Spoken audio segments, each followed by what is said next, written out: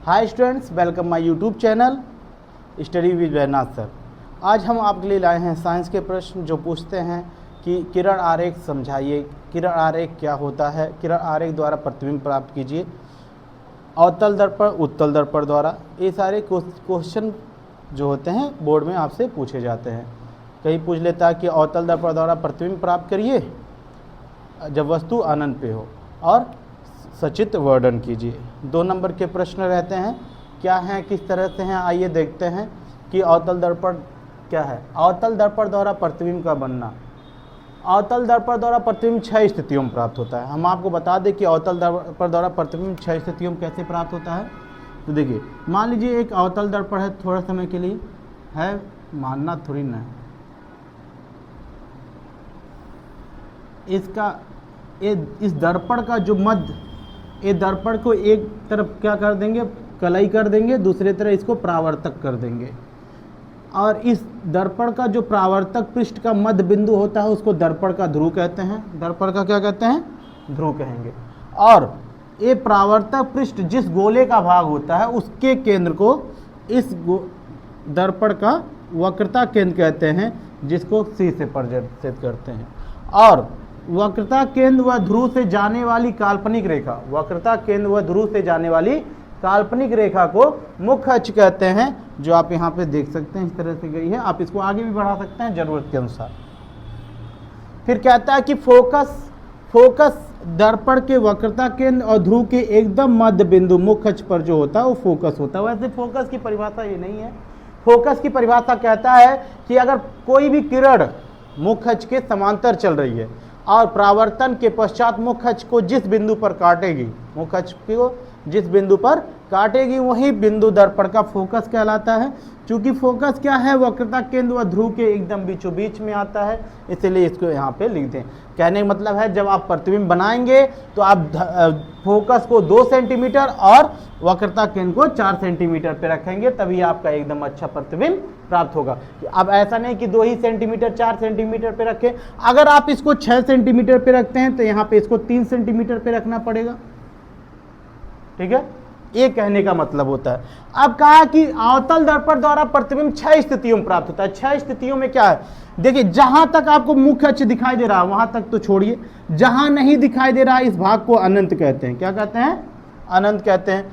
और ये वक्रता केंद्र हो गया अनंत, और जहां से वक्रता केंद्र से आप देखेंगे यहां पर कुछ भाग दिखाई दे रहा है, तो ये जो भाग होगा ये होगा अनंत व वक्रता केंद्र के बीच। यानी पहला भाग, पहला स्थिति हो गया अनंत पर, दूसरा हो गया अनंत व वक्रता केंद्र के बीच। तीसरी स्थिति जो होती है प्रतिबिंब प्राप्त करने की, वो हम वस्तु को वक्रता केंद्र पे रखते हैं। और चौथी स्थिति जो है वस्तु को रखने की, वह वक्रता केंद्र व फोकस के बीच में रखते हैं। और 5वीं स्थिति में वस्तु को फोकस पे रखेंगे, और 6ठी स्थिति में वस्तु को फोकस और ध्रुव के बीच में रखेंगे। ये होती हैं 6 स्थितियां, जो बोला है कि अवतल दर्पण द्वारा प्रतिबिंब 6 स्थितियों में प्राप्त होता है। अब अवतल दर्पण द्वारा प्रतिबिंब प्राप्त कैसे होता है, इसके नियम क्या होते हैं, तो हम आपको बता दें कि मान लीजिए कि आप अवतल दर्पण लेते हैं, ऐसे इस तरह से रफली ले लीजिए, और अवतल दर्पण द्वारा प्रतिबिंब बनने के नियम होते हैं। अवतल दर्पण द्वारा प्रतिबिंब बनने के नियम होते हैं। अब पहला नियम ये होता है कि अगर कोई किरण मुख्य अक्ष के समांतर जाती है तो परावर्तन के पश्चात वह फोकस से होकर जाएगी, परावर्तन के पश्चात वह फोकस से होकर जाएगी। और दूसरा नियम इनका कहता है कि अगर कोई अवतल दर्पण है,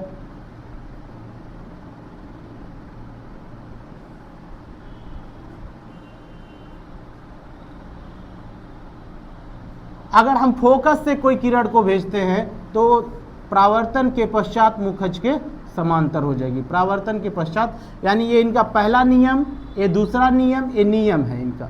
पहला नियम क्या कहता है कि अगर कोई किरण अवतल दर्पण के मुख्य अक्ष के समांतर जाती है तो परावर्तन के पश्चात वह मुख्य फोकस से होकर गुजरेगी। दूसरा नियम कहता है कि अगर कोई किरण फोकस से होकर जाएगी तो वह परावर्तन के पश्चात मुख्य अक्ष के समांतर हो जाएगी। और तीसरा जो नियम था इनका, ये कहता है कि वक्रता केंद्र से जाने वाली किरण, वक्रता केंद्र से जाने वाली किरण, वक्रता केंद्र से जाने वाली किरण जो होगी वह उसी मार्ग पर वापस लौट जाएगी, उसी मार्ग पर वापस लौट जाएगी। यानी अवतल दर्पण के द्वारा प्रतिबिंब बनने के 3 नियम। पहले नियम को कहते हैं किरण जब मुख्य अक्ष के समांतर जाएगी, परावर्तन के पश्चात मुख्य फोकस से होकर गुजरती है। दूसरा नियम है कि मुख्य फोकस से होकर जाने वाली किरण परावर्तन के पश्चात मुख्य अक्ष के समांतर हो जाती है। तीसरा नियम है वक्रता केंद्र से जाने वाली किरण परावर्तन के पश्चात उसी मार्ग पर पुनः वापस लौट जाती है। ये 3 नियम थे प्रतिबिंब बनने के। आपको 6 स्थितियां बता दिए, 3 नियम बता दिए प्रतिबिंब बनने के। अब हम पढ़ते हैं कि जब वस्तु अनंत पे हो, जब वस्तु अनंत पे हो, सब स्थितियों में एक स्थिति था क्या, जब वस्तु क्या हो, अनंत पे हो। अच्छा, जब वस्तु अनंत पे होगी तब प्रतिबिंब कैसे बनेगा, क्या उसका प्रतिबिंब का किरण आरेख प्राप्त होगा, आइए देखते हैं। जब वस्तु अनंत पर होगा तब, जब वस्तु अनंत पर होती है तब प्रतिबिंब 2 प्रकार से प्राप्त होते हैं, प्रतिबिंब 2 प्रकार से प्राप्त होते हैं। यानी किरण आरेख 2 तरह से खींचा जाता है। एक किरण आरेख मुख्य अक्ष के समांतर खींचा जाता है और एक किरण आरेख मुख्य अक्ष के समांतर न हो। 2 स्थितियों में प्रतिबिंब प्राप्त होता है। जब वस्तु आप क्वेश्चन कैसे पूछेगा, अवतल दर्पण द्वारा प्रतिबिंब प्राप्त करिए जब वस्तु अनंत पे हो, तो आप किसी भी स्थिति को लगा सकते हैं, लेकिन ये वहां पे नियम बोल दे, शर्त रख दे कि प्रतिबिंब जो किरण हो मुख्य अक्ष के समांतर ना हो या किरण मुख्य अक्ष के समांतर हो, तब आपको जो बोलेगा वहीं पे किरण आरेख बनाना होगा। आइए देखते हैं।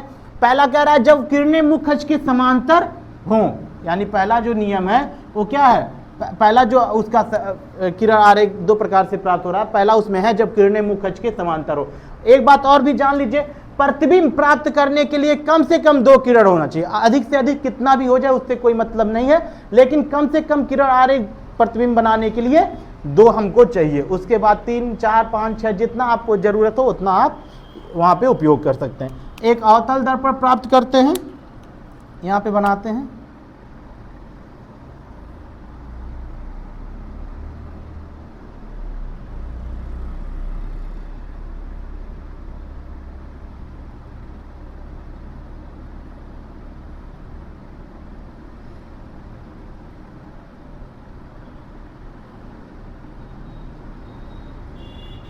इस अवतल दर्पण का जो मध्य बिंदु होगा परावर्तक पृष्ठ का, उसको फोकस ध्रुव कहते हैं।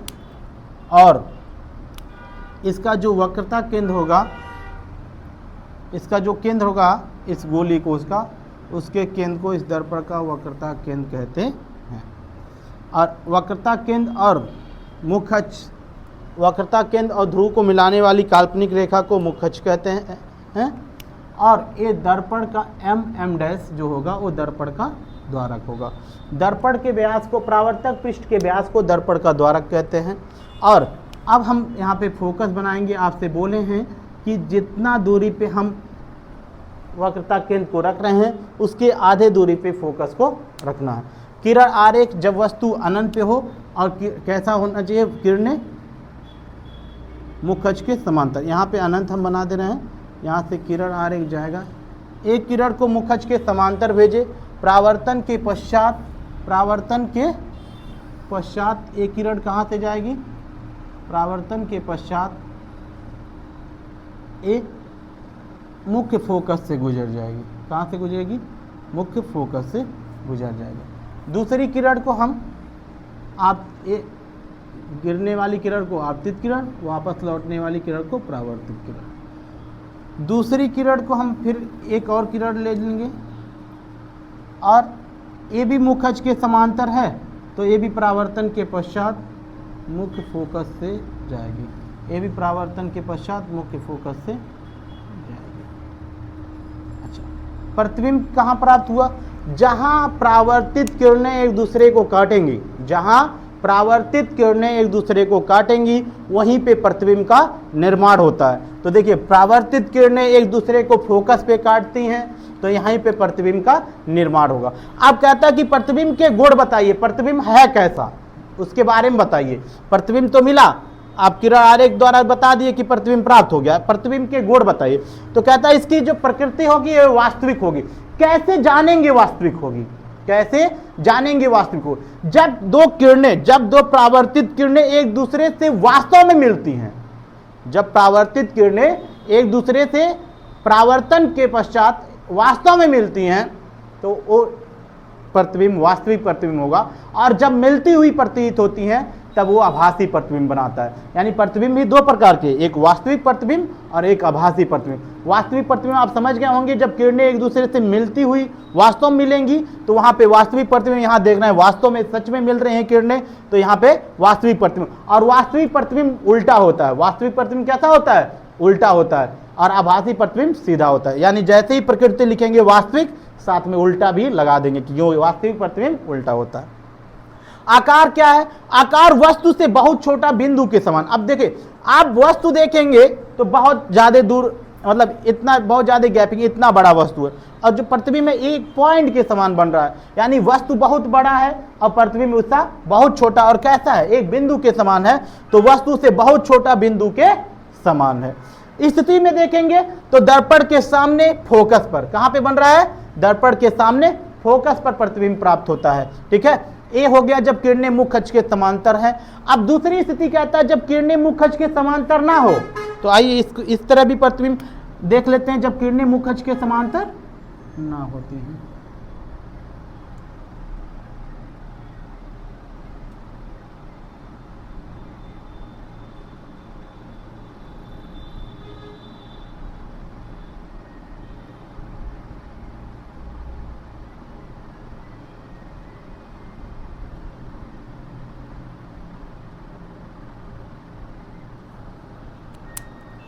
इस दर्पण का जो मध्य परावर्तक पृष्ठ का मध्य बिंदु दर्पण का ध्रुव कहलाएगा। ये वक्रता केंद्र हो जाएगा। वक्रता केंद्र और ध्रुव को मिलाने वाली रेखा मुख्य अक्ष कहलाती है।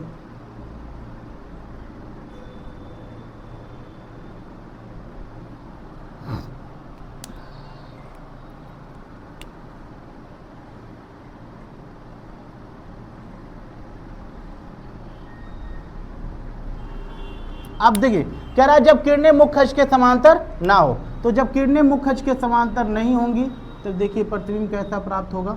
एक किरण को फोकस से ले जाएंगे, परावर्तन के पश्चात मुख्य अक्ष के समांतर चल जाएगी। परावर्तन के पश्चात मुख्य अक्ष के समांतर चल जाएंगे, और दूसरी किरण को वक्रता केंद्र से गुजारेंगे। दूसरी किरण को वक्रता केंद्र से गुजारेंगे तो परावर्तन के पश्चात उसी मार्ग पे वापस लौट जाएंगी। परावर्तन के पश्चात उसी मार्ग पे वापस लौट जाएगी। परावर्तन के पश्चात उसी मार्ग पर वापस लौट जाएंगे।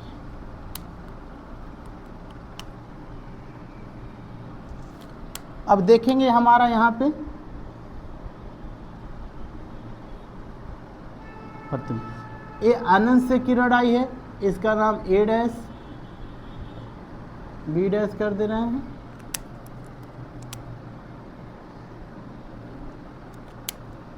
ए बी का रख दे रहे हैं, तो जो प्रतिबिंब प्राप्त होगा वो ऐड ए डैश बी डैश। उल्टा देखिए कैसे, ए यहाँ पे नीचे है, ए यहाँ पे ऊपर है। ए ऊपर है, ये कहाँ पे नहीं है? नीचे है। जहाँ प्रतिबिंब, जहाँ किरणें काटी यही प्रतिबिंब बनता है। तो प्रतिबिंब बनता है तो देखिए यहाँ वस्तु रखे हैं, वस्तु यहाँ पे ए नीचे है, लेकिन यहाँ बी ऊपर है, नीचे है। तो बी यहाँ ऊपर यहाँ नीचे, इससे मालूम चलता है कि जो प्रतिबिंब प्राप्त हुआ है वो क्या है? उल्टा है। क्या है? उल्टा है। हम दिखाने का प्रयास किए हैं कि ऐसे उल्टा प्रतिबिंब दिखा सकते हैं फिगर में।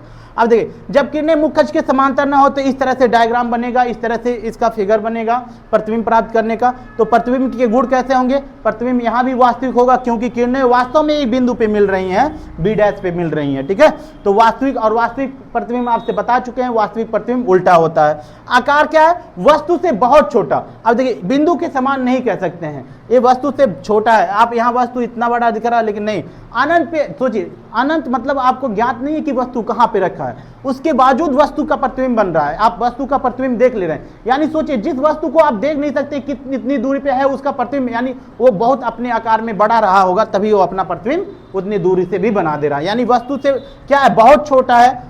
स्थिति क्या होगी? दर्पण के सामने फोकस तल में, दर्पण के सामने फोकस तल। अब फोकस तल क्या होता है? फोकस के लंबवत नीचे का जो क्षेत्र होगा और ऊपर का जो क्षेत्र होगा उसको फोकस तल कहते हैं। तो फोकस के नीचे का जो लंबवत क्षेत्र है और फोकस के जो ऊपर का लंबवत क्षेत्र है उसको फोकस तल कहते हैं, उसको फोकस तल कहते हैं। ठीक है, यहां तक इस तरह से आपका प्रतिबिंब प्राप्त हो गया। अब यही आपका प्रश्न पूछता है बोर्ड में 2 नंबर से कि प्रतिबिंब प्राप्त करने की अवतल दर्पण द्वारा जब वस्तु अनंत पे हो तो प्रतिबिंब कैसे प्राप्त किया जाता है। आप इसको स्क्रीनशॉट ले सकते हैं।